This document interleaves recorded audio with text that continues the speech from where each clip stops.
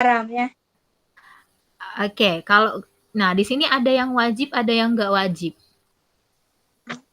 Nah, kalau yang wajib itu maksudnya dia kayak harus banget diserap kembali. Nah, penyerapan kembali yang wajibnya adalah glukosa dan asam amino. Ini yang wajib diserap kembali ke tubuh, ya. Terus kalau yang nggak wajibnya itu tadi garam mineral sama air, ya. Jadi ini adalah yang wajib diserap kembali. Tapi kalau air dan garam mineral itu diserap kalau tubuh kita kekurangan. Kalau tubuh kita nggak kekurangan, maka nggak akan diserap lagi. Makanya air sama garam mineral itu bisa direabsorpsi, bisa tidak. Tapi kalau yang harus direabsorpsi adalah glukosa dan asam amino. Terjadinya di TKP, kita lihat TKP itu bagiannya di mana di gambar. Nah, bagiannya di sini, TKP. Oke, nih. Pokoknya ini kan glomerulus nih. Kesini, kesini, kesini, deket. Pokoknya yang deket sama glomerulus itu TKP. Ya, tubulus contortus proximal. Nah, setelah reabsorpsi hasilnya apa? Hasilnya adalah urin sekunder. Nah, urin sekunder mengandung apa? Mengandung, di sini kita lihat, sedikit air, sedikit garam. Ini ureanya belum ada ya sebenarnya ya, jadi ini kita hapuskan dulu biar nggak rancu deh. Sedikit air dan sedikit garam mineral. Jadi kalau yang tadi kakak bilang, kalau misalnya air sama garam mineralnya kita masih butuh, sama tubuh kita masih butuh, maka akan diserap kembali. Tapi kalau misalnya tubuh kita, tapi nggak semuanya ya, nggak semuanya diserap. Karena di urin itu kan harus tetap mengandung air dong. Terus di urin itu juga harus tetap ada garam-garam mineralnya. Ya, jadi harus tetap dibuang ke urin, lewat urin. Jadi nggak semuanya diserap. Kecuali kalau kita dehidrasi gitu ya, makanya kita akan jarang mengeluarkan urin. Karena air nggak ada yang bisa dibuang, karena itu benar-benar buat tubuh kita. Kemudian yang ketiga, yang terakhir adalah augmentasi. Apa augmentasi?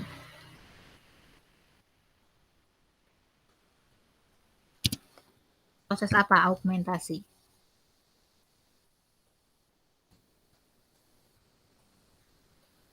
Pembentukan urin pada tubuh manusia. Oke, itu secara umum. Tapi kalau secara khusus augmentasi itu apa? Filtrasi tadi menyaring, reabsorpsi menyerap kembali. Kalau augmentasi artinya apa?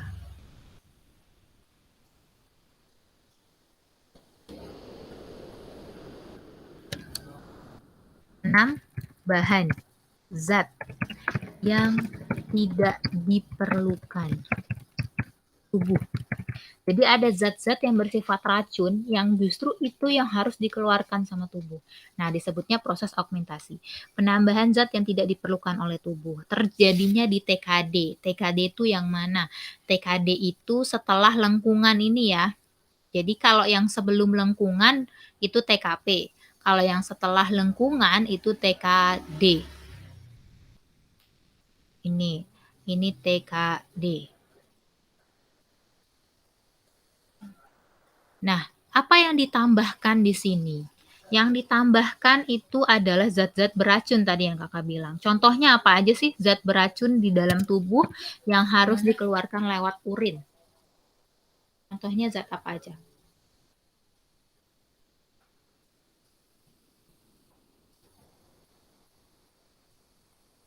Iya benar. Kalian tahu zat apa aja yang harus dikeluarkan lewat urin? Ini yang membuat orang-orang kalau punya penyakit gagal ginjal, dia harus cuci darah untuk membersihkan zat-zat ini dalam tubuhnya. Ada amonia, urea, urobilin. Ini adalah zat-zat yang harus dibuang di dalam tubuh kita. Kalau nggak dibuang, dia akan meracuni darah kita. Makanya orang-orang yang kena gagal ginjal, kenapa harus cuci darah? ya. Karena dalam darahnya itu mengandung amoniak, urea, sama urobilin yang harusnya dikeluarkan lewat ginjal. Tapi karena ginjalnya rusak, nggak bisa bikin urin, maka ini nggak bisa keluar. Nah, ini kalau nggak dikeluarin akan meracuni tubuh, bahkan meracuni sel-sel, jadinya bisa menyebabkan kematian. Maka orang harus cuci darah untuk mengeluarkan zat-zat ini. Gitu. Makanya hasilnya adalah urin sesungguhnya, yaitu di sini ada air, garam mineral tadi ya, hasil dari urin sekunder, ditambahkan urea, amoniaknya belum. Ditambahkan amoniak, urea, sama urobilin. Nah, amoniak sama urobilin ini sebenarnya mereka saudaraan, ya. Jadi amoniak itu ketika dia diubah, dirombak, dia akan membentuk urea. Jadi amoniak sama urea ini masih saudaraan. Saudara dari mana? Dari perombakan protein. Jadi protein, kan kita makan nih, kita makan protein. Diambilkan energinya. Nah, ketika perombakan protein tersebut menjadi energi atau menjadi molekul yang lebih sederhana, maka ada zat sampingan. Nah, zat sampingannya itu adalah si amoniak sama urea. Dan ini harus dikeluarkan sama tubuh. Oke, itu proses pembentukan urin ya. Sampai terakhir sampai jadi urin sesungguhnya. Terus nanti urin sesungguhnya dikemanain? Urin sesungguhnya akan dikeluarkan lewat ini tubulus kolektivus. Kolektif ya. Kolektif itu kan pengumpul. Jadi dikumpulin nih urin di sini. Nanti kalau udah sampai volume tertentu akan dikeluarin lewat ginjal. Nah, ini adalah bagian-bagian nefronnya. Ada glomerulus, TKP, ya, lengkung Henle. Nah, lengkung Henle ini masih bagian dari TKP ya. Cuma karena dia ada lengkungan panjang, maka disebutnya lengkung Henle. Tapi dia masih masuk bagian TKP. Terus kemudian ada TKD. Nah, ada terakhir kolektivus di sini. Jadi kita udah bahas langsung dua kisi-kisi, tahap pembentukan urin dan bagian-bagian nefron pada ginjal. Kenapa? Karena ini disebutnya nefron ya. Ini adalah nefron secara keseluruhan. Oke, sampai sini ada yang tanyakan dulu sebelum kakak lanjut ke kisi berikutnya.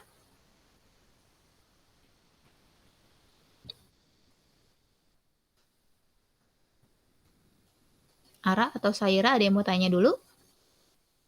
Belum ada, Kak. Oke, kita next berarti. Kisi yang berikutnya, urutan sistem pernafasan. Nah, kalau cuma ditanya urutannya doang sih kakak yakin kalian bisa ya lah ya kalau ditanya urutannya aja.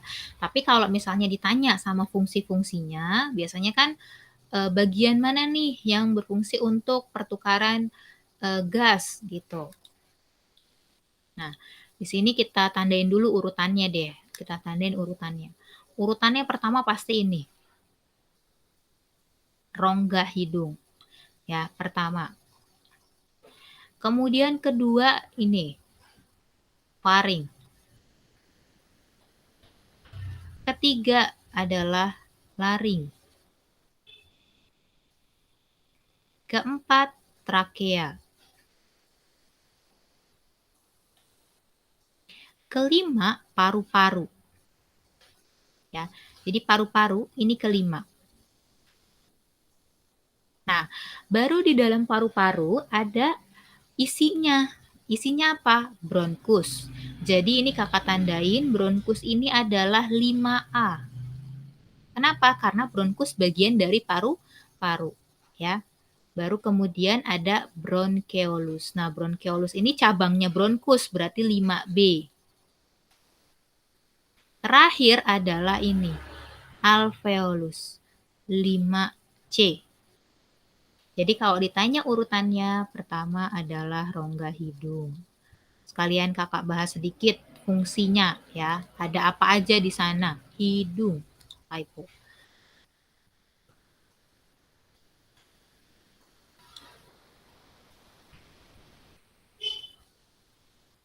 Nah, ada apa aja di rongga hidung? Di rongga hidung itu ada mukus atau lendir. Nah, ini fungsi mukus atau lendir kan dia cairan ya. Fungsinya adalah untuk menyeimbangkan suhu di lingkungan dengan suhu tubuh kita. Kenapa? Karena suhu lingkungan itu kan cenderung lebih rendah dari suhu tubuh kita.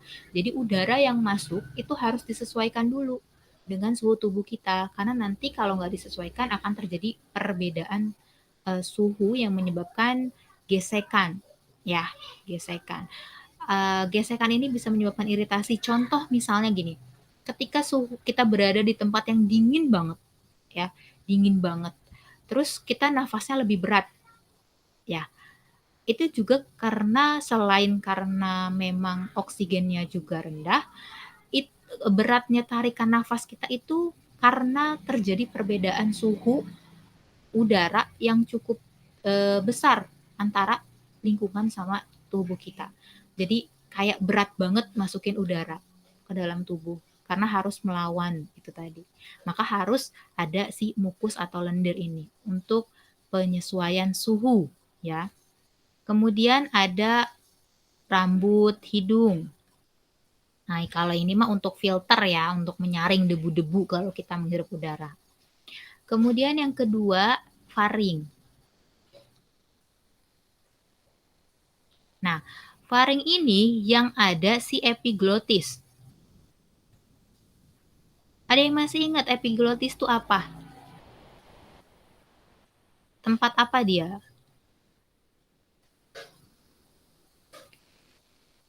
Epiglotis. Tempat adanya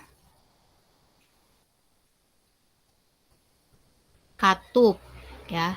Katup yang memisahkan saluran makan dengan saluran napas. Ini katup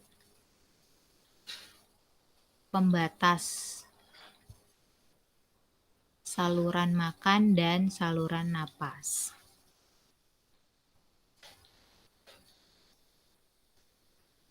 Jadi kalau misalnya kita lagi makan, maka si epiglotis akan nutup saluran napas. Kalau kita lagi napas, lagi ngomong, maka dia akan nutup saluran makan. Makanya kenapa makan nggak boleh sambil ngomong, nanti keselak. Yang ketiga, ada laring. Iya benar.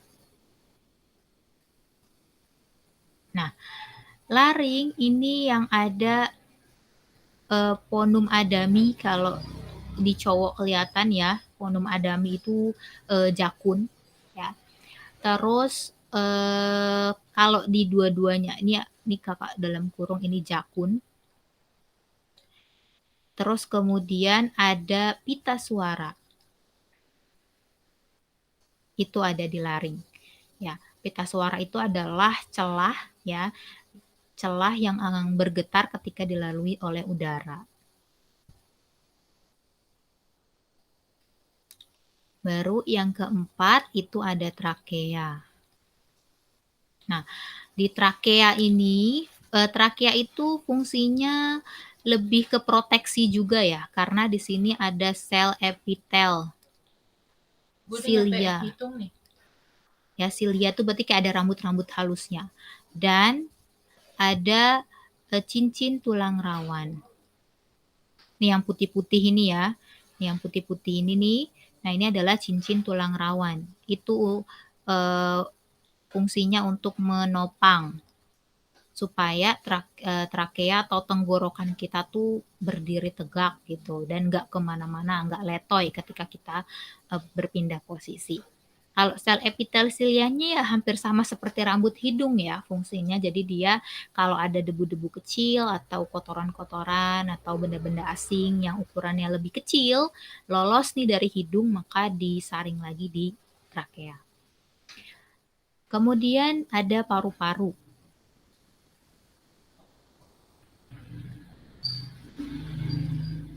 Nah, paru-paru ini dilapisi oleh namanya pleura. Jadi kalau ditanya lapisan pelindung paru-paru namanya pleura. Nah, di dalam paru-paru ada apa? Di dalam paru-paru ada bronkus. Gue udah kelar nih ngitungnya.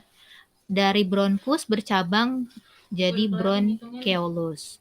Nah, ini apa sih? Ini sebenarnya saluran-saluran aja ya, saluran-saluran untuk menampung udara. Baru ujung tombaknya terakhir adalah di alveolus.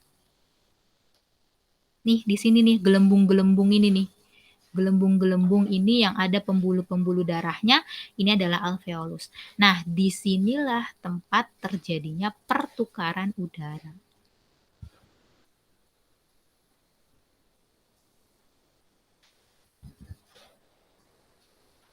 Ya, pertukaran udara. Misalnya CO2 keluar, O2-nya masuk. Nah, itu terjadinya di alveolus, ya. Jadi ini urutannya dari paling luar sampai di paling dalam beserta apa yang terjadi di dalamnya. Jadi kalau nanti ada soal bisa memprediksi. Oke, untuk urutan sistem pernafasan ada yang ditanyakan?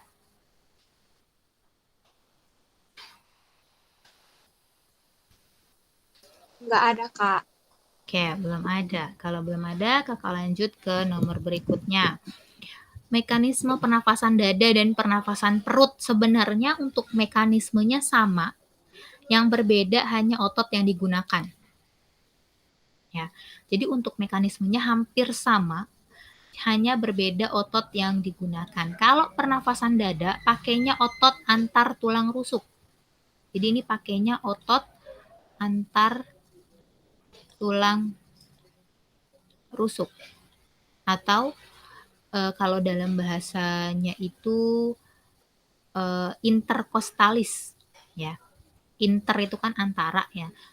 Koste itu kan rusuk. Jadi antara tulang rusuk. Jadi pakai ototnya otot antar tulang rusuk. Kalau pernafasan perut pakainya adalah otot diafragma.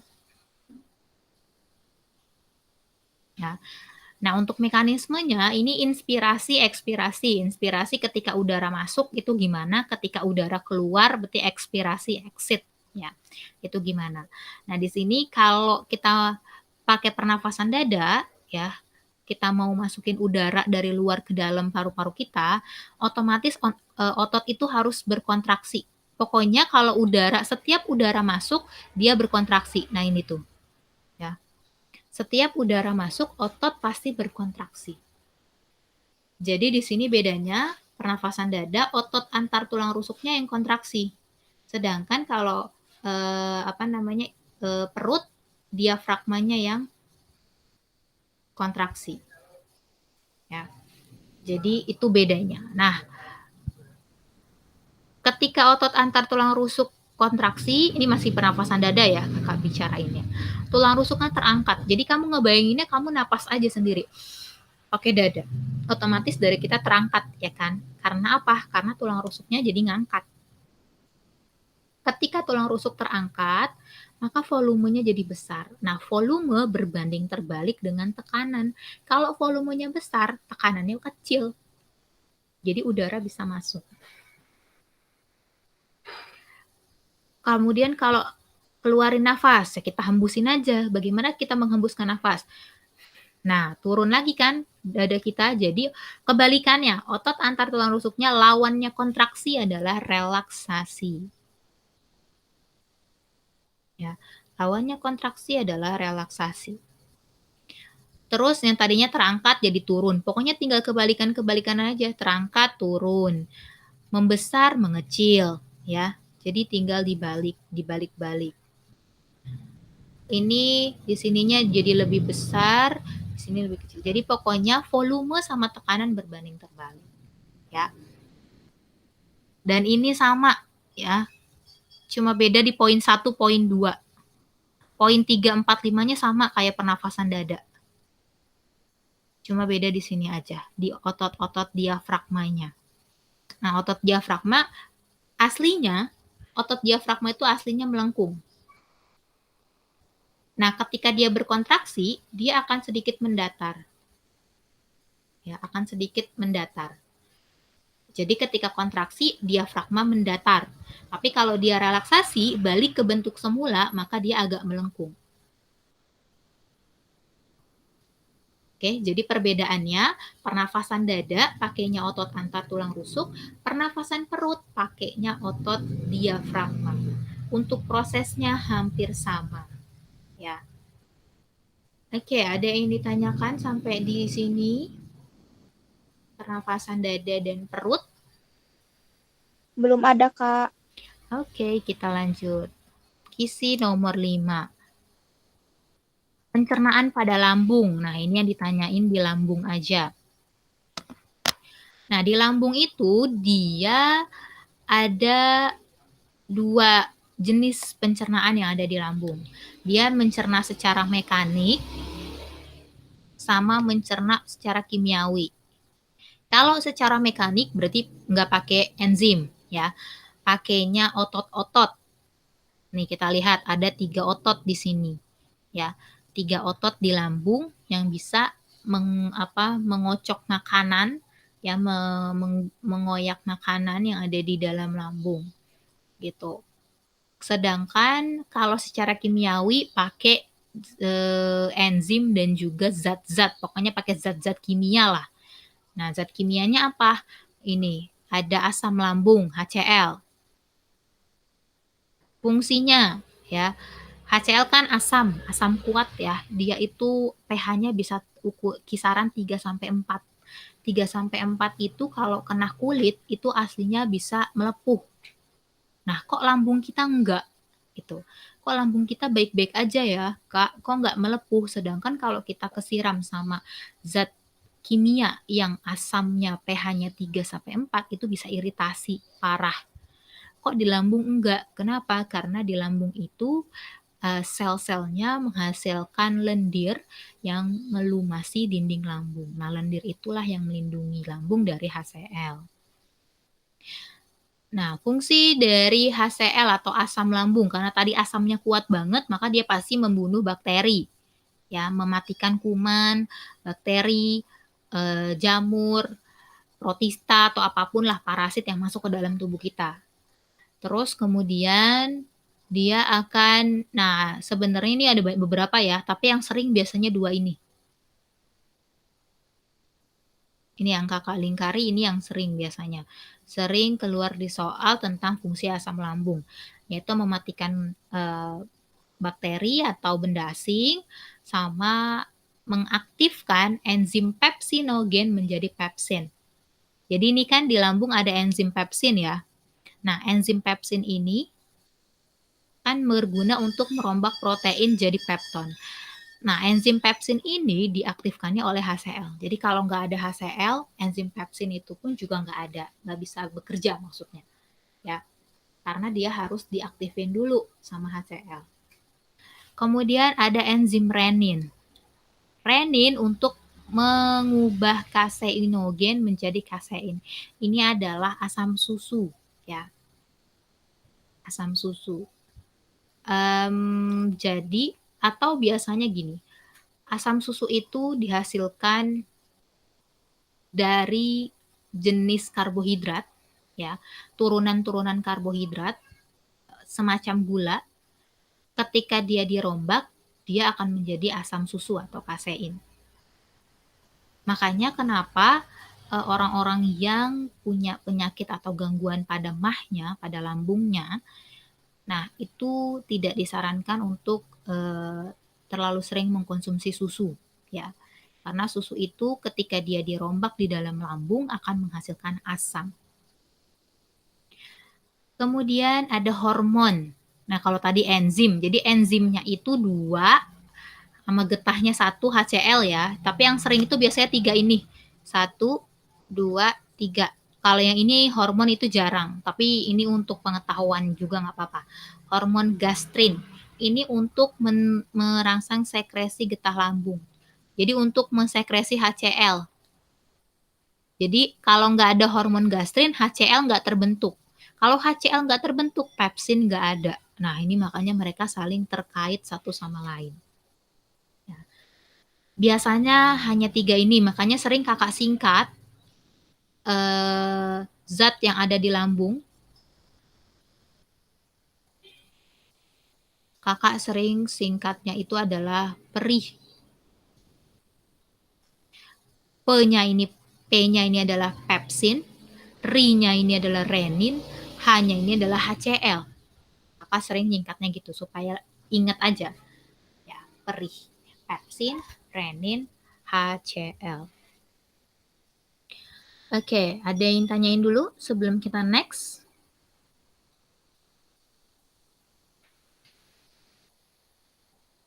Nggak ada, Kak.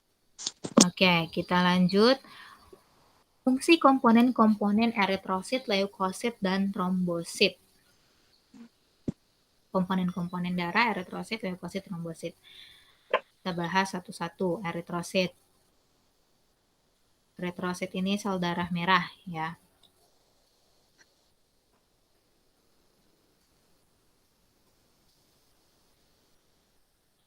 Nah, sel darah merah ini dia fungsinya, komponennya dulu deh. Dia memiliki senyawa yang disebut Hb ya, hemoglobin.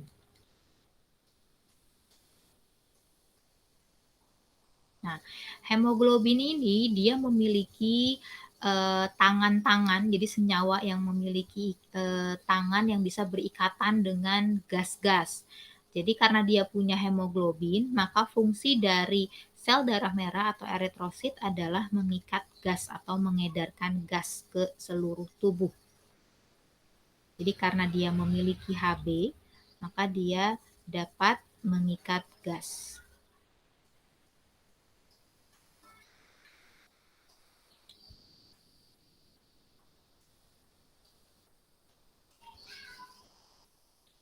Gas apa?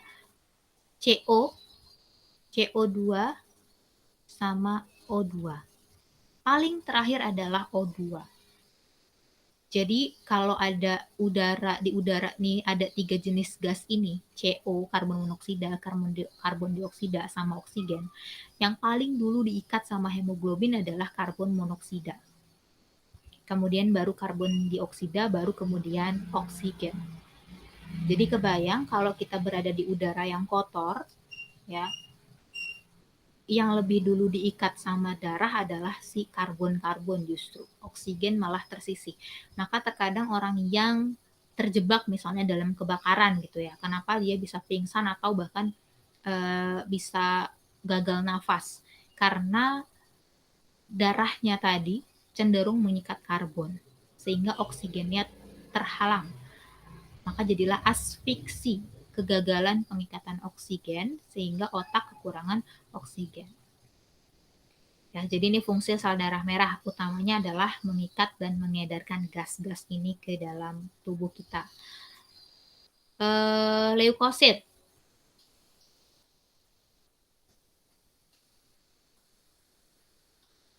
Leukosit itu jenisnya banyak, tapi pada intinya leukosit ini kan sel darah putih ya.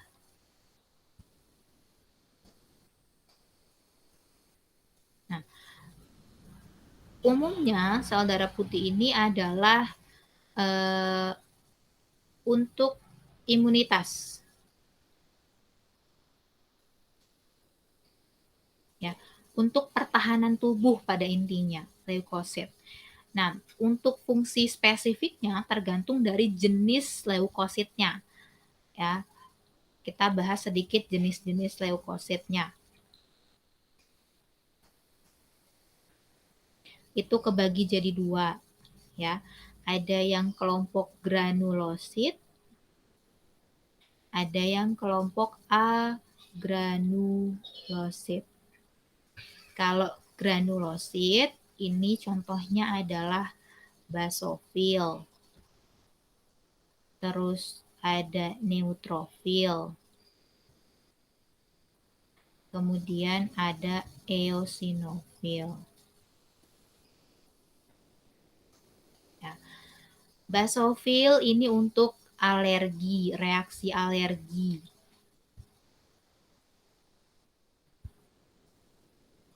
Kalau neutrofil ini untuk makrofag. Makrofag itu dia kayak memakan kuman gitu ya, memakan benda asing. Kalau eosinofil dia sih cenderung umum ya, tapi dia biasanya kan dia eosinofil itu pokoknya terhadap dia warnanya tuh cenderung menyerap warna merah, makanya namanya eosinofil. Ini dia lebih ke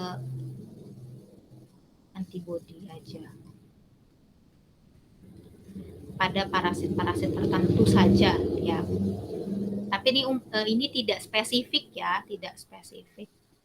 Sedangkan kalau agranulosit itu yang kemarin sempat kita bahas tuh di kelas ya, limfosit.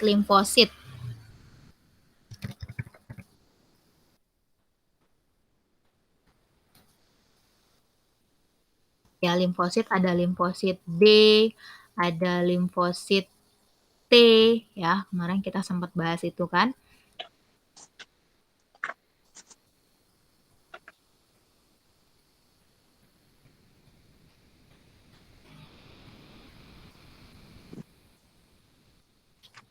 Nah, untuk lebih spesifiknya antibodinya tuh apa untuk yang eosinofil ini aja deh. Kalau basofil itu adalah untuk reaksi alergi, eosinofil ini mencegahnya.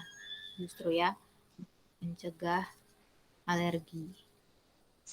Dan dia ini kayak penenangnya. Jadi kayak ketika basofil bekerja, misalnya kita alergi kacang nih ya, ketika kita makan kacang, basofil bekerja. Tapi ketika zat kacangnya udah mulai hilang, maka basofil ini akan diredakan oleh si eosinofil.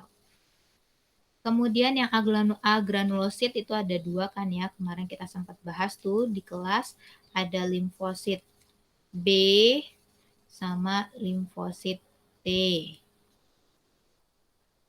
Limfosit B ini yang penghasil zat ya, zat antibodi. Jadi dia ngebunuhnya itu dia menghasilkan zat antibodi di permukaan tubuhnya. Kalau T ini dia membunuh. Jadi dia membunuh langsung pakai struktur yang ada di permukaan tubuhnya. Jadi dia nggak mengeluarkan zat ya, tapi dia langsung membunuh dengan selnya. Limfosit T. Kalau T ini cenderung untuk virus, pokoknya yang agak berat-berat ya, virus atau bakteri yang cukup berat efeknya di tubuh. Sedangkan kalau limfosit B ini lebih ke parasit kayak cacing, jamur, nah itu lebih ke limfosit B. Ya, jadi ini fungsinya.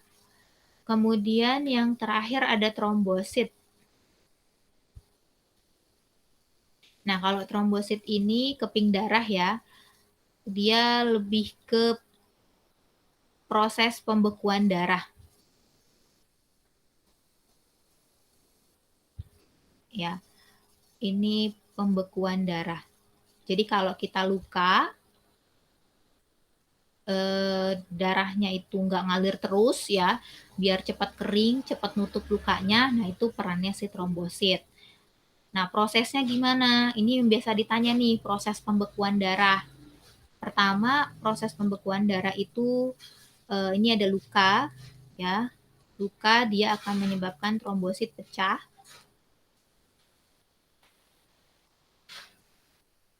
Nah, ketika trombosit pecah, trombosit ini akan menghasilkan trombokinase.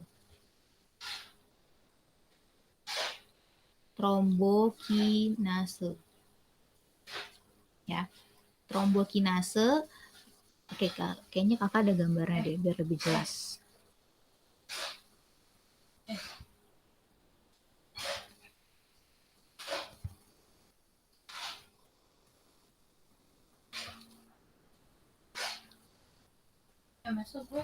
Bentar ya, kakak kopiin gambarnya dulu deh, biar tulisannya lebih jelas. Masuk lah, beda main punya Stefan.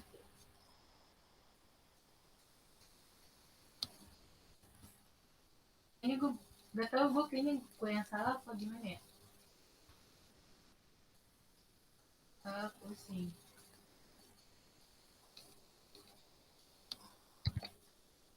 Nah, ini proses pembekuan darah ya. Ketika kita luka, maka trombosit ini pecah mengeluarkan trombokinase. Nah, ketika trombokinasa ini dia mengaktifkan ya protrombin menjadi trombin. Jadi di sini mengaktifkan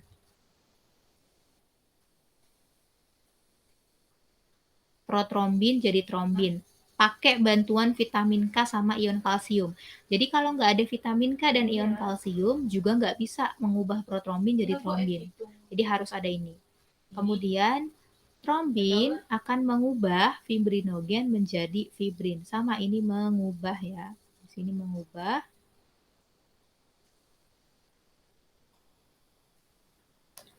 Ya, mengubah fibrinogen menjadi fibrin. Nah, ini juga biasanya sering keluar nih di beberapa soal ya, proses pembekuan darah. Oke, ada yang tanyakan dulu sampai di sini? Tentang fungsi-fungsi dari komponen darah? Iya, bentar-bentar.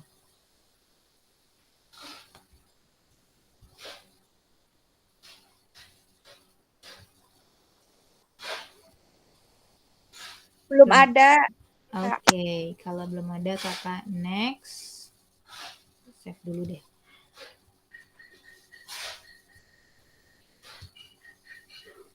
Nah, kita ke sisi berikutnya, peredaran darah kecil, peredaran darah besar. Ini langsung kakak gabung ya, karena ini biasanya tuh suka ditanyakannya perbedaannya. Nah, di sini udah ada gambar peredaran darah kecil dan besar. Urutannya sih, lebih ke urutannya. Kalau peredaran darah kecil,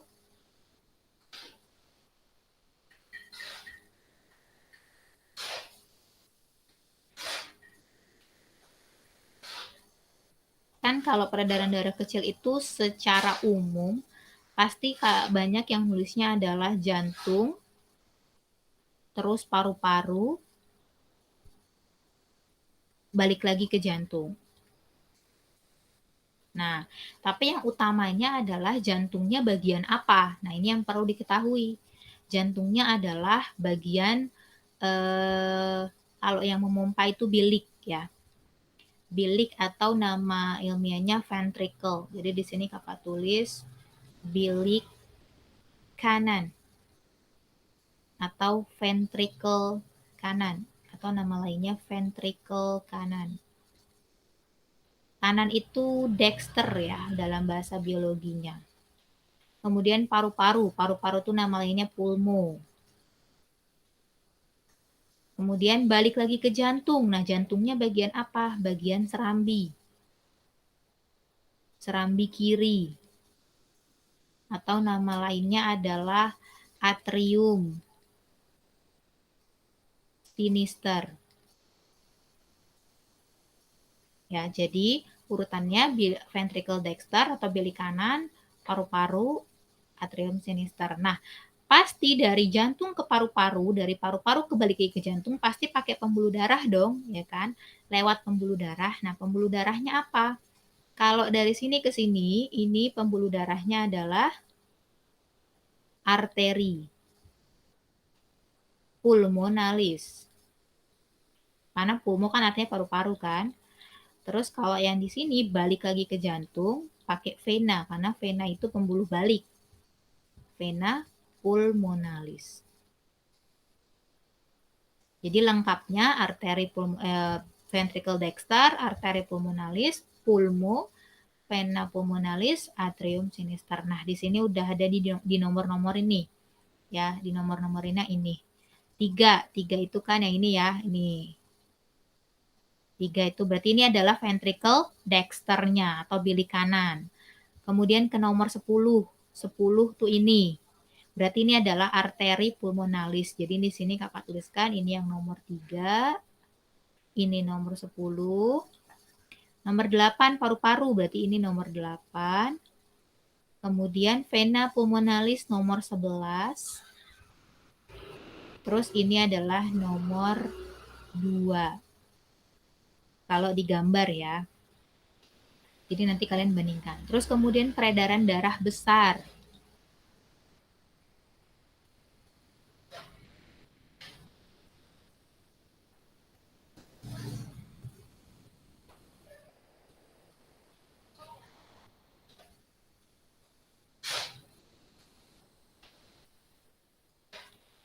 Oke, di sini peredaran darah besar.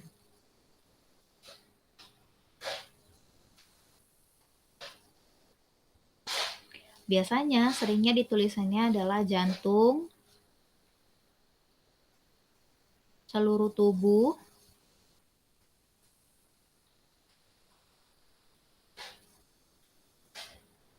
balik lagi ke jantung.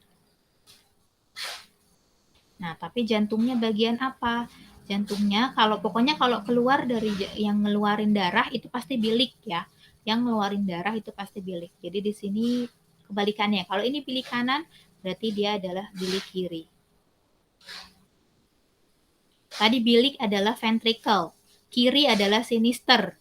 Ya, berarti di sini ventricle sinister gitu. Kemudian ke seluruh tubuh. Seluruh tubuh tuh banyak kan? Bisa ke ini tubuh bawah ya, bisa ke tubuh atas. Ke tubuh atas seperti kepala, kalau ke bawah tuh badan, kaki, tangan. Ya. Jadi ini bisa 2, bisa nomor 9, bisa nomor 7. Kemudian balik lagi ke jantung. Jantungnya pasti serambi ya. Tapi kebalikan dari ini, kalau ini kiri berarti adalah serambi kanan. Nah, terus di sini pembuluh darahnya apa? Kalau di sini pasti pembuluh darahnya adalah aorta. Kalau ini pembuluh darahnya adalah vena cava. Cava ya tulisannya, vena cava atau vena cava. Boleh. Nah, kalau kita bandingkan dengan nomor, berarti bilik kiri nomor mana? Nomor 4 ya. Berarti ini 4. Aorta nomor mana? Nomor 12. Berarti ini 12. Nah, terus seluruh tubuh nih 6. Nah, terserah mau tubuh bagian atas boleh, tubuh bagian bawah boleh. Dia di sini nyontohinnya tubuh bagian bawah, berarti seluruh tubuhnya itu 6, 7, 9. 9, sorry. 6 sama 7. 9 yang atas ya. Jadi 6, 7. Terus dia mau balik lagi kan ke sini, berarti si pembuluh darahnya adalah nomor 5. Si vena cava ini berarti nomor 5. Sedangkan serambi kanan yang ini. Ya, berarti ini nomor 1. Itu. Itu kalau berdasarkan gambar. Seringnya sih berdasarkan gambar kalau soal-soal yang kakak temuin ya. Gambaran modelnya kayak gini. Jadi dari sini, dari gambar kayak gini nih, di nomor-nomorin, kalian suruh nentuin peredaran darah kecil dan peredaran darah besar. Oke, kita next nih. Belum ada yang tanyain? Next aja, Kak. Oke. Next, Kak. Jenis-jenis sendi pada manusia. Nah, sendinya yang... kok ini nggak ada?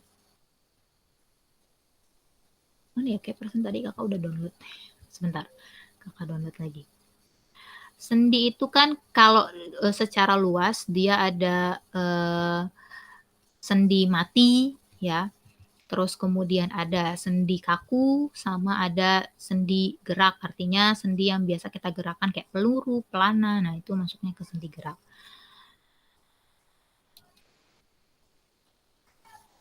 Oke, ini kakak buka dulu.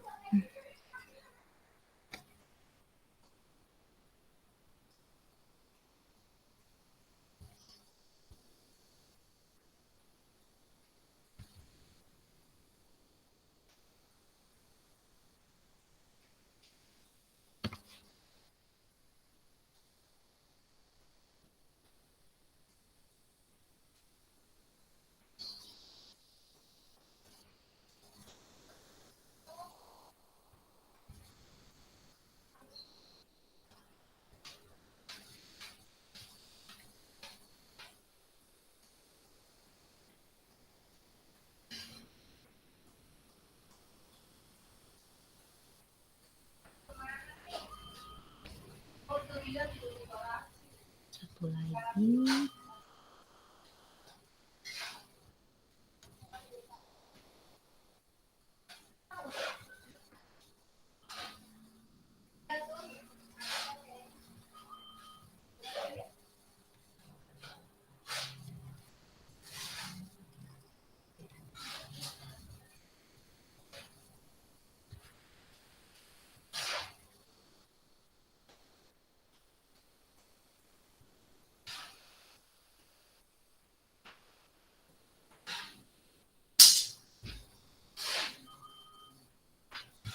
Oke, nah ini jenis-jenis sendi. Dia ada 3 kategori. Kategori yang pertama adalah, jadi ada 3 ya. Ada sinartrosis, ini sendi mati, artinya sendinya tuh nggak bisa buat bergerak. Jadi sendinya tuh nggak ada pergerakan sama sekali. Ya, disebutnya sinartrosis. Sendi yang tidak ada pergerakan. Jadi ada 3 nih ya. 1, 2, ini 3. Jadi ada 3. Sinartrosis, amfiartrosis, diartrosis. Jadi kalau sinartrosis sendi mati, jadi sendinya nggak ada pergerakan. Contohnya adalah sinfibrosa. Ini ada di sutura. Sutura itu ini ya di tengkorak. Ya, ada di tengkorak kita. Kemudian ada sinkondrosis. Ini di epifisis diafisis. Epifisis diafisis tuh pada ujung-ujung tulang ya. Jadi tulang itu ada bagian epifisis dan diafisis di tulang. Jadi tapi yang paling sering itunya adalah di sutura, ini di tengkorak. Ya, di tempurung kepala. Amfiartrosis ini disebut sendi kaku. Jadi dia tuh ada pergerakan tapi dikit doang. Ya, misalnya antar tulang belakang, ya. Terus nih simfisis pubis tuh tulang kemaluan, ya. Terus ada antara betis sama tulang kering. Fibula ini betis. Tibia itu tulang kering. Terus sama di gigi, sendi pada gigi. Jadi gigi kita tuh ada sendinya, makanya gigi kita tuh ada pergerakan tapi sedikit. Jadi ketika kita mengunyah itu gigi kita ada bisa melakukan pergerakan ya. Makanya kenapa kita tuh mengunyah tuh harus rata, ke seluruh mulut kita. Jadi nggak boleh kita pakai bagian kanan doang, atau misalnya kita pakai bagian kiri doang, itu nggak boleh. Jadi harus merata. Karena nanti kalau kita makannya sebelah kanan doang, itu akan mempengaruhi struktur gigi juga. Jadi giginya agak miring-miring nanti, ya. Gitu. Tapi pergerakannya sedikit, jadi nggak terlalu ketara banget. Kemudian yang ketiga, diartrosis ini disebut sebagai sendi gerak. Nah, ini yang kita sering pelajari, sendi engsel, ya, yang ada di siku, di lutut, itu sendi engsel, ruas-ruas jari. Ada sendi peluru, peluru tuh di sini, ya, peluru di bahu, ya, di bahu. Terus ada pelana, pelana itu di telapak, Itu ya. yang dimasukin nanti rata-rata. Ini antara Nanti yang dimasukin itu telapak tangan dengan pergelangan tangan. Sendi putar itu di leher. Ya, ini kakak ini nih pakai bahasa Indonesia, ini kan pakai bahasa Latin. Peluru ini di bahu ya, bahu. Terus ini pelana itu di antara pergelangan sama telapak. Lagi ngerjain. Sendi putar itu di leher. Sendi luncur antar tulang karpal. Jadi ini ini aja deh. Ini pergerakannya menggeser. Jadi kalau ini antar tulang karpal sama antar tulang tarsal itu di pergelangan ya. Pergelangan doang. Kalau ini kan antara pergelangan sama telapak. Kalau ini pergelangan. Bisa pergelangan kaki atau pergelangan tangan. Yang jenis kondiloid antara radius dengan karpal. Radius tuh pengumpil ya, pengumpil sama telapak tangan. Jadi ini adalah pengumpil. Ini telapak tangan. Bisa dibilang kondiloid ini yang ibu jari, adanya di ibu jari, di jempol, ya, kayak gini nih, pergerakan kayak gini, di jempol pokoknya, itu kondiloid. Oke. Sampai sini ada yang tanyain dulu apa enggak? Belum? Kalau belum kita lanjut ya. Rusuk, oke, rusuk manusia itu ada 3 jenis. Pak, ini dulu deh. Kasih gambarnya dulu.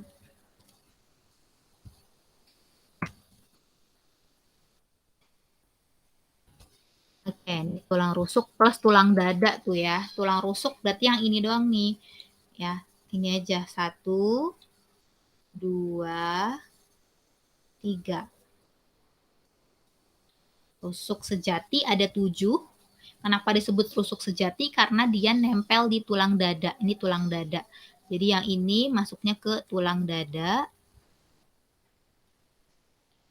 Kalau yang ini masuknya ke tulang rusuk. Jadi disebut rusuk sejati karena dia nempel langsung ke tulang dada. Disebut rusuk palsu karena dia nempelnya seolah-olah ke tulang dada, padahal dia di sini nempelnya nih. Di tulang rusuk sejati nempelnya. Jadi dia nebeng. Kalau tulang rusuk melayang ini, dia nggak nempel ke tulang dada sama sekali, jadi cuma di belakang doang. Oke, itu untuk jenis-jenis tulang rusuk manusia. Gampang ya, cuma ada 3, sejati, palsu, melayang. Kita lanjut. Fungsi jaringan tumbuhan. Nah, ini agak luas sih sebenarnya, cuma mungkin di sini, Kakak bikin tabel aja kali ya untuk jenis jaringannya. Secara umum. Jadi ini adalah jenis jaringannya. Tumbuhan. Ini fungsinya. Secara umum ya, karena dia menggaris besarnya hanya fungsi jaringan tumbuhan. Jaringan tumbuhan itu kan ada jaringan epidermis. Oke, epidermis terluar kan, jaringan terluar. Jadi fungsinya pasti adalah pelindung.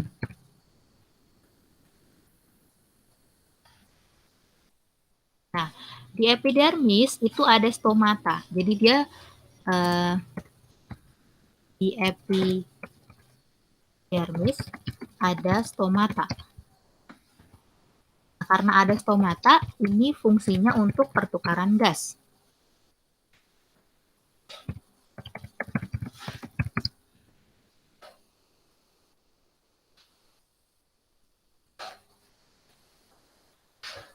Terus ada derivat-derivatnya lain. Ada beberapa turunan tipe ya, tipe jaringan yang dibentuk dari epidermis. Nah, kayak misalnya kalau kalian masih ingat ada filamen, terus kemudian ada trikoma, spina, ya, duri. Nah, itu adalah beberapa tipe jaringan yang dibentuk dari epidermis. Nah, biasanya fungsinya itu adalah selain dia pelindung, dia juga untuk mengurangi penguapan air. Jadi fungsi epidermis itu bisa sebagai pelindung, pertukaran gas, dan mengurangi penguapan air. Kemudian yang kedua ada jaringan dasar. Jaringan dasar ini disebutnya jaringan jaringan parenkim.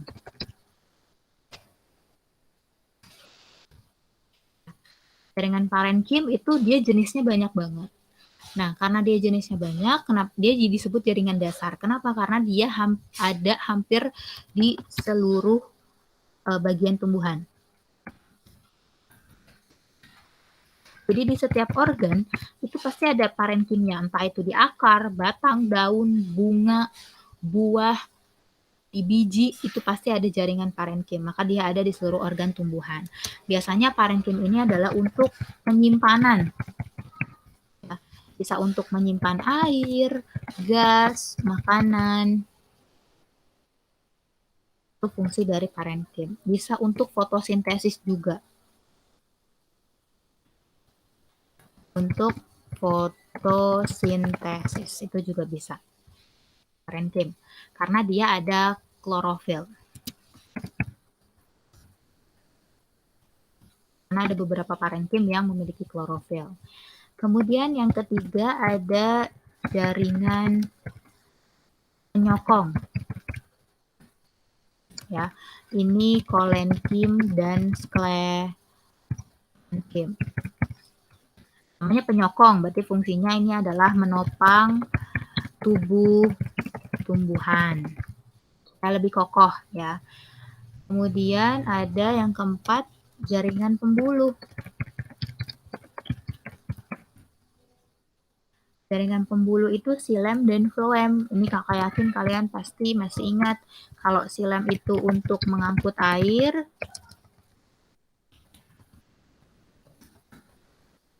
Terus ada floem, ini untuk mengangkut hasil fotosintesis. Oke, ini jaringan tumbuhan, tapi jaringan tumbuhan yang dewasa. Ya. Ada jaringan yang masih muda juga ada. Disebutnya jaringan meristem. Sorry. Di sini.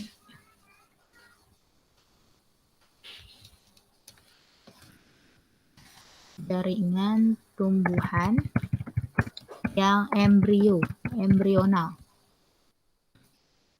Embrional berarti kayak masih kecambah gitu ya. Ini ada jaringan meristem.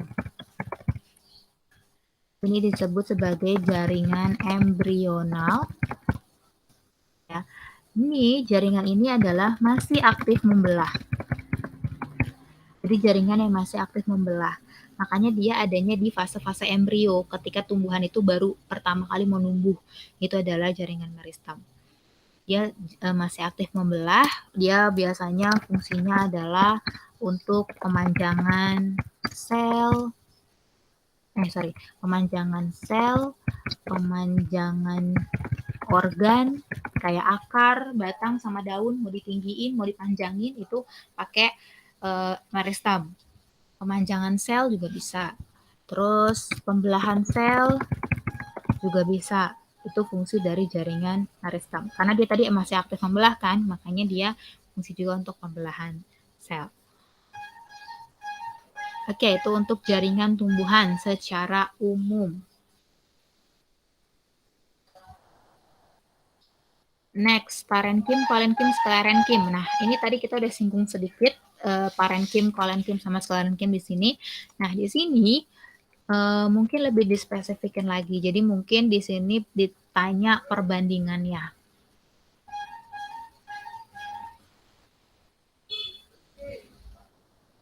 Oke.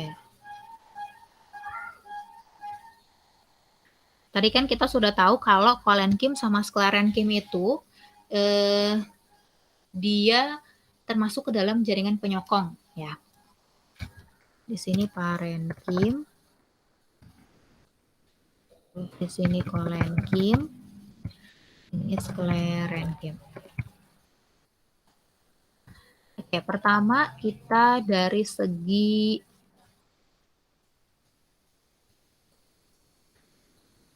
tipe selnya ya. Ini tipe selnya adalah tipe sel hidup. Jadi sel-selnya itu adalah sel-sel hidup. Ini juga tipenya adalah sel-sel hidup. Nah, sedangkan sklerenkim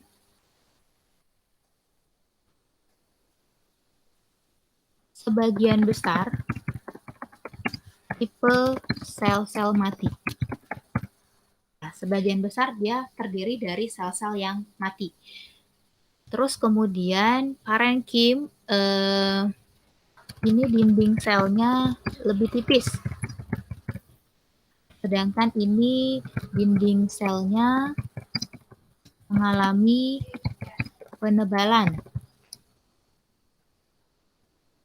pada sudut tertentu aja. Kalau sklerenkim, ini dia dinding selnya mengalami penebalan pada seluruh permukaannya. Jadi dia menebalnya secara keseluruhan. Makanya dia selnya tipenya sel-sel mati karena dinding selnya tebal-tebal banget. Terus kalau ini dia dari segi fungsi, ini masih aktif membelah ya selnya.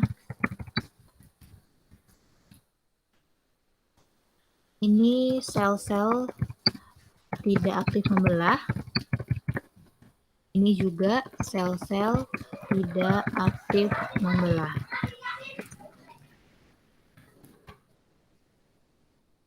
Terus dari segi fungsi, tadi kita udah bahas ya, parenkim itu fungsinya untuk fotosintesis, ada yang untuk penyimpanan. Nah, kalau ini ya fungsinya untuk menopang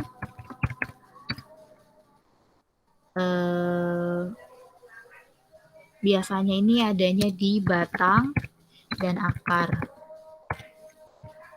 Kalau ini dia fungsinya untuk menopang, tapi menopang tumbuhan yang sudah tua. Biasanya ada di batang, terus di batok kelapa. Nah, bisa di batang atau di batok kelapa. Jadi kalau kamu makan kelapa terus kan keras tuh ya dalamnya. Nah, itu adalah si sclerenchyma. Jadi dia keras banget. Oke, itu untuk perbandingan ya. Parenchyma, collenchyma, dan sclerenchyma.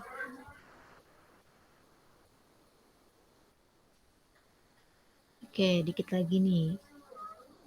Kita lanjut. Fungsi bagian-bagian pada organ daun. Oke, kakak copyin dulu organ daun.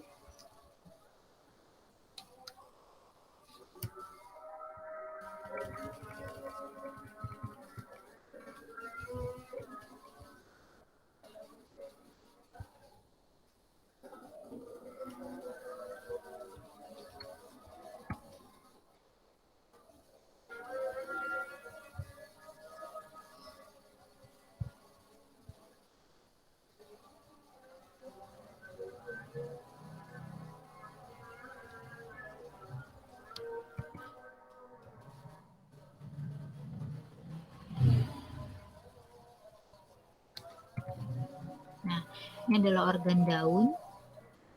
Kalau dilihat jaringannya, mungkin kakak cari yang sederhana deh. Kayak terlalu ribet.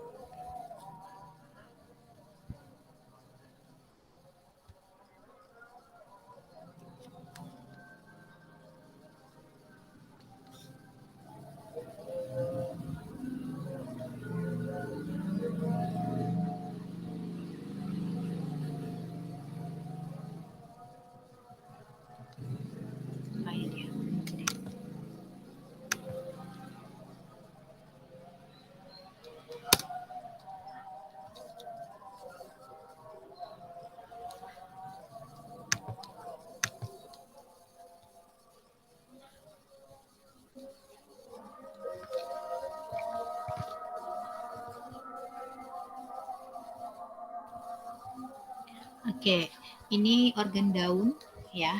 Organ daun kalau diperbesar, dia jaringannya bentuknya seperti ini. Bagian paling atas, ya ini ada epidermis. Epidermis atas, namanya epidermis berarti dia untuk pelindung. Ya, jadi ini urutannya dari paling atas.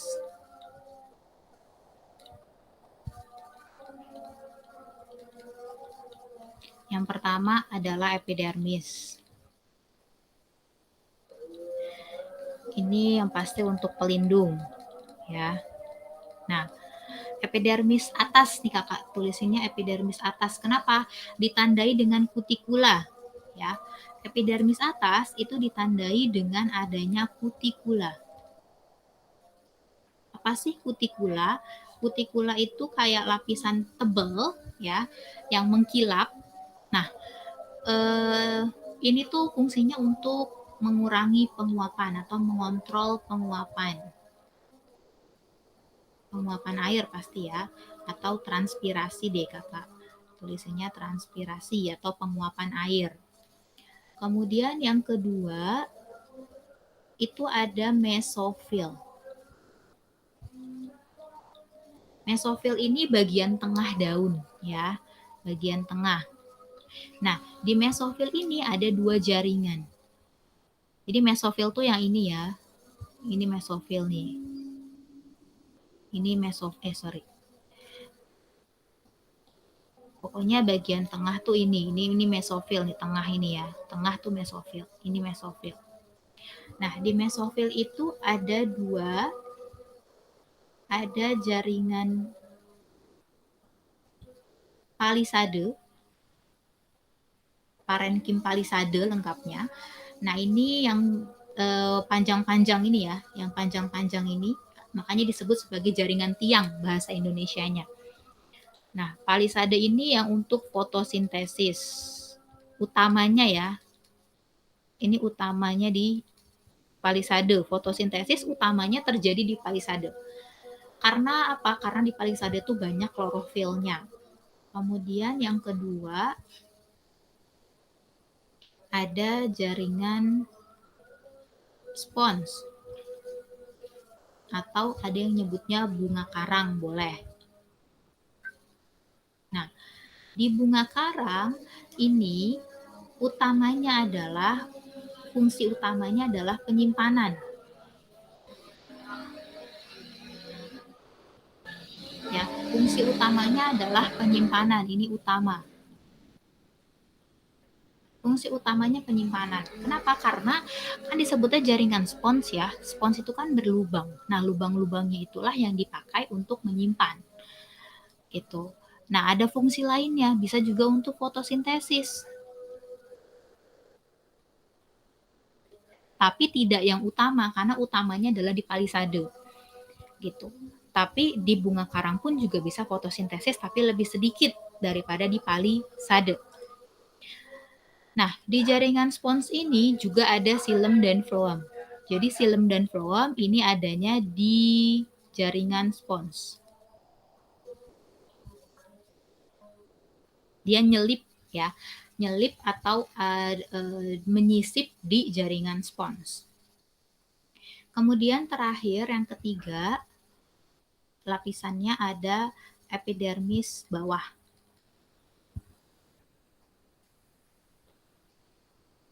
Sama sebenarnya pelindung juga, cuma taunya bawah dari mana, ditandainya dengan lebih banyak stomata. Typo. Lebih banyak stomata. Nanya boleh nggak? Itu ya, lebih banyak stomatanya. Jadi stomata itu lebih banyak di bagian bawah daun ketimbang di bagian atas. Kenapa? Karena stomata itu kan lubang. Nah, stomata ini kebuka kalau ada cahaya matahari. Nah, kalau dia kebuka pas lagi ada cahaya matahari, nah kebayang tuh air akan banyak keluar lewat stomata. Karena stomata tuh tempat untuk transpirasi kan. Nah, kalau dia di bagian atas daun, paling sering kena cahaya matahari, maka akan sering kebuka stomatanya. Maka tanaman akan sering kehilangan air. Tapi kalau dia ada di bagian bawah, kan dia nggak langsung kena cahaya matahari. Jadi dia nggak sering kebuka. Makanya bisa mengurangi transpirasi juga. Makanya epidermis bawah ditandai dengan stomata. Tadi fungsi stomata udah kakak jelasin di sini ya. Fungsi stomata. Epidermis ada stomata, fungsi untuk pertukaran gas sama untuk transpirasi juga.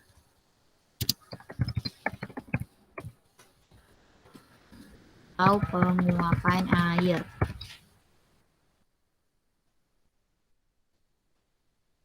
Oke, itu untuk fungsi bagian-bagian dari jaringan tumbuhan. Seringnya yang ditanyakan adalah palisade, spons, xilem, dan floem. palisade, spons, xilem, dan phloem. Kalau xilem phloem tadi kita udah bahas fungsinya. Nah, sekarang tadi udah dibahas juga palisade sama spons. Oke, lanjut fungsi organel-organel sel. Nah, ini agak banyak ya, cuma di sini kakak ringkas lagi deh. Mana tuh?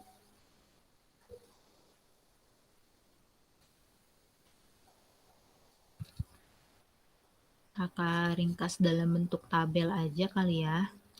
Ada nggak ya kakak? Kayak kakak waktu itu pernah bikin deh.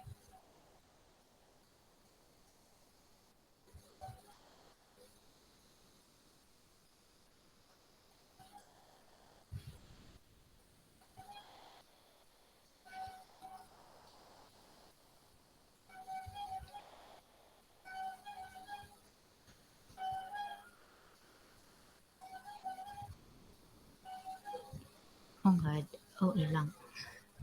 Udah kakak bikin tabel lagi deh. Kakak buat tabel kan di sini cuma ditanya fungsinya kan. Kalau cuma ditanya fungsi,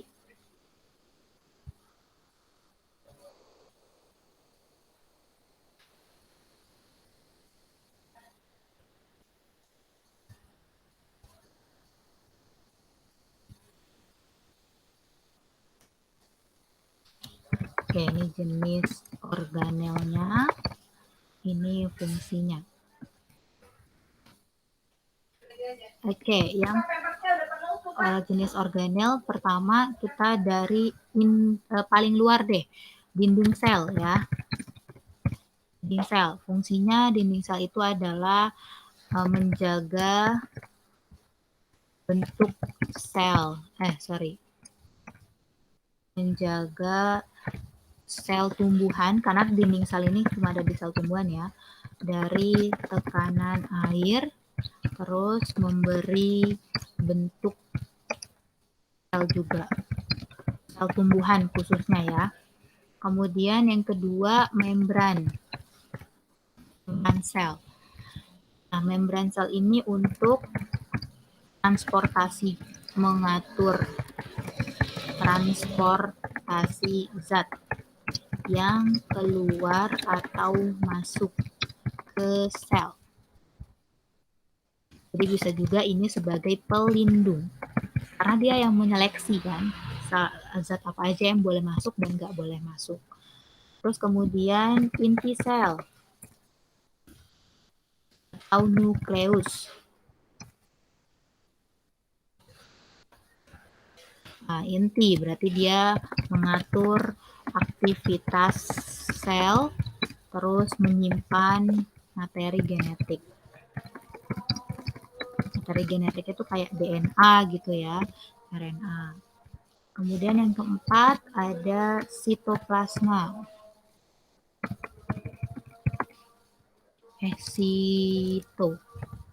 Sitoplasma ini adalah cairan sel ya.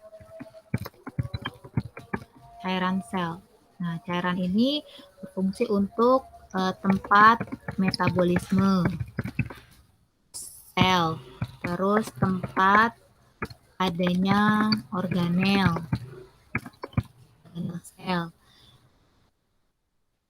terus tempat adanya senyawa kimia di sel.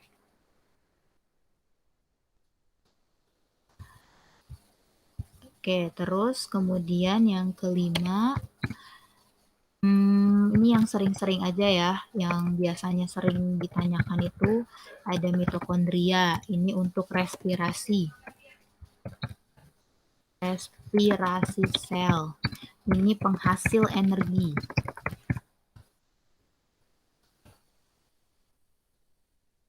Yang keenam, ribosom.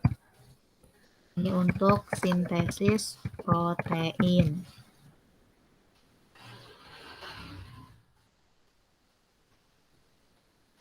Terus kemudian yang ketujuh, retikulum, endoplasma. Yang halus, karena ada dua ya, ada yang kasar sama yang halus. Ini untuk sintesis lemak. Sintesis itu pembentukan. Oke. Ini ada retikulum endoplasma yang kasar. Ini untuk sintesis protein juga, barengan sama ribosom.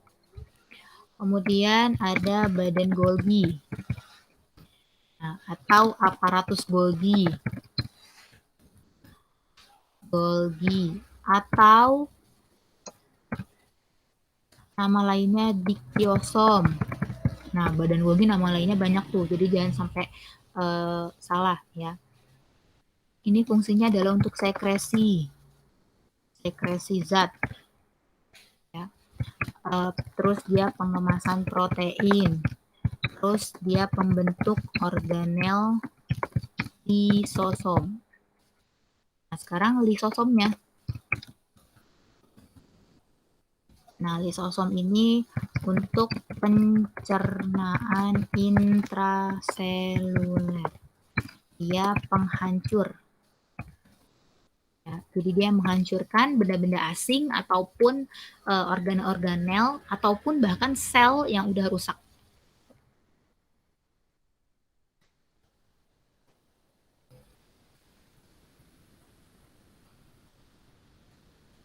Terus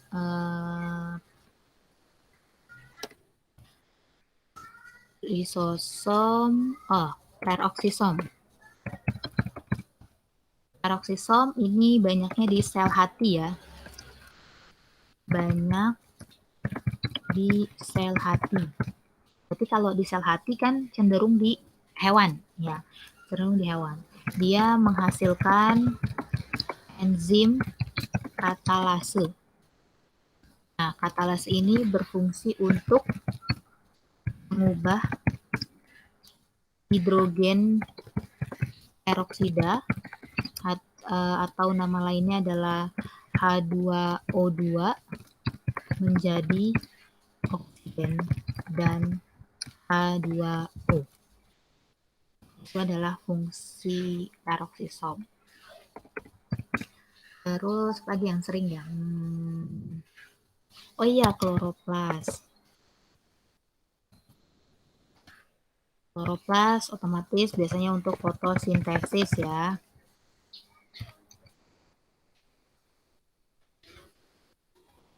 Sitoskeleton. Ini adalah rangka sel.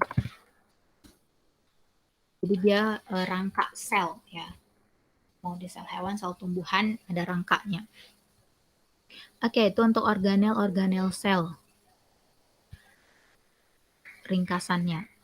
Kemudian terakhir perbedaan sel hewan dan sel tumbuhan. Ini kakak ada tabelnya. Jadi mana yang ada, mana yang nggak ada.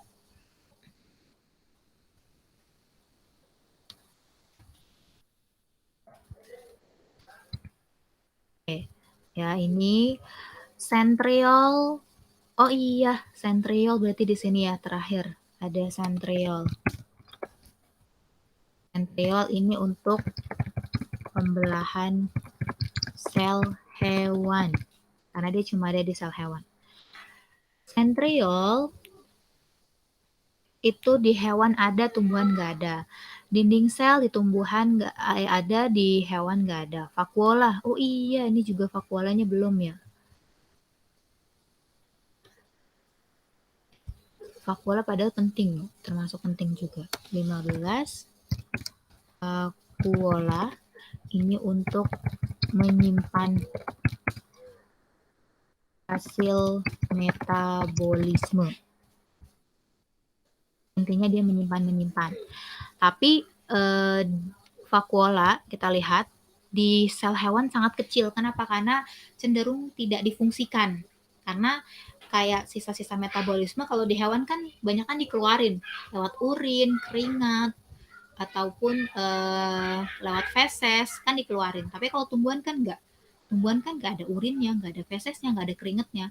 Maka sisa-sisa metabolismenya disimpan di vakuola. Kemudian plastida. Plastida tuh zat pigmen ya. Pigmen warna tumbuhan. Kayak misalnya klorofil. Ya, kloroplas, sorry. Kayak misalnya kloroplas. Misal kloroplas. Nah, kloroplas itu di hewan nggak ada, di tumbuhan ada kan itu. Kemudian peroksisom. Di hewan ada banyak, di tumbuhan ada tapi sedikit. Kenapa? Karena peroksisom itu digantikan fungsinya oleh glioksisom. Jadi peroksisom sama glioksisom tuh fungsinya hampir sama, tapi kalau peroksisom itu banyaknya di hewan, sedangkan di tumbuhan ada tapi sedikit banget.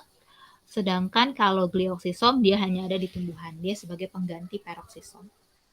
Oke, itu untuk perbedaan sel hewan dan sel tumbuhan. Oke, udah selesai deh. Ada yang ingin ditanyakan dari semua-muanya?